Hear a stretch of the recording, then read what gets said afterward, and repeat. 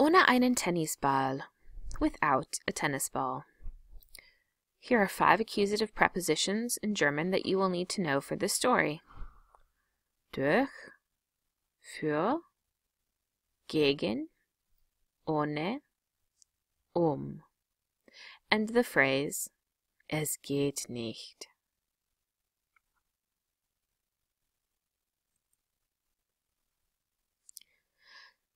Es gibt einen Mann namens Pierre.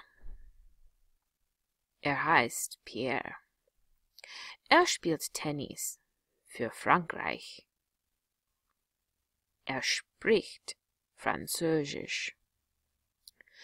Es gibt eine Frau namens Maria. Sie spielt Tennis für Spanien. Sie heißt Maria und sie spricht Spanisch.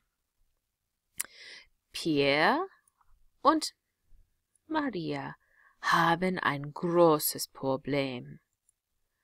Sie sind nicht Freunde. Die Frau spielen gegen den Mann und den Mann spielen gegen die Frau. Maria hat ein Problem. Sie hat kein Tennisball. Pierre hat ein Problem. Er hat den Tennisball vergessen.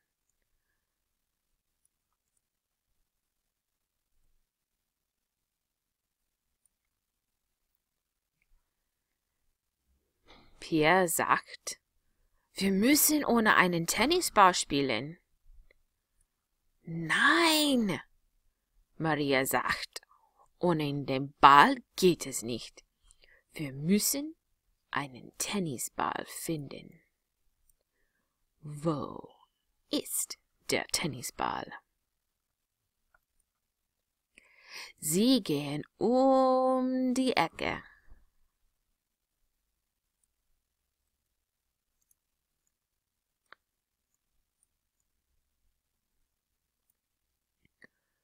Sie gehen um die Ecke und finden einen Basketball. Aber sie brauchen einen Tennisball für das Spiel. Das ist ein Problem. Sie gehen um den Schreibtisch und finden einen Baseball. Aber sie brauchen einen Tennisball für das Spiel. Der Baseball ist ein Problem. Sie brauchen einen Tennisball. Endlich gehen sie um ein Auto und finden einen Tennisball für das Spiel. Wunderbar!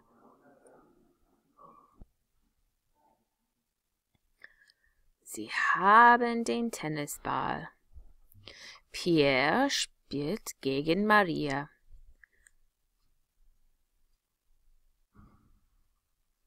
Sie spielen durch die Nacht.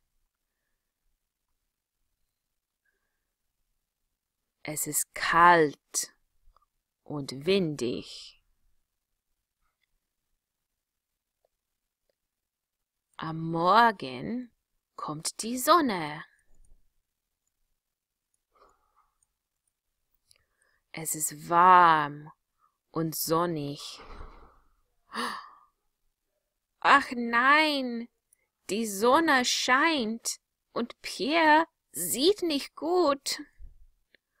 Und Maria gewinnt das Tennisspiel.